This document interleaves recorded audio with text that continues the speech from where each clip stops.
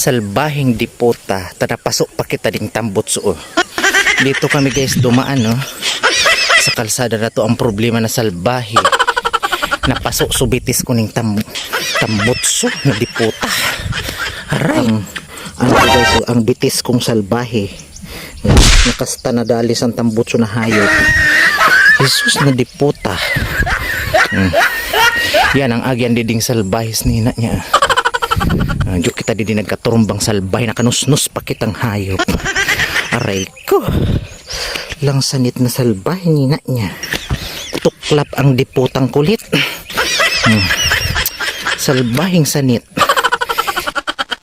Natumba kami na diputa. Maringan ita sapgid sa ng salbahing hayop. Sanit na diputa. Puta nina niya. Yan ang agyan dide. Nakita ninyo yan. Grabe ka. Buisit na agyan na di. Di piga paril. Salbahing hayop pa di puta nina niya. Balik na kami guys sa work. Sige na guys, bye. Putang sanit. Hayop.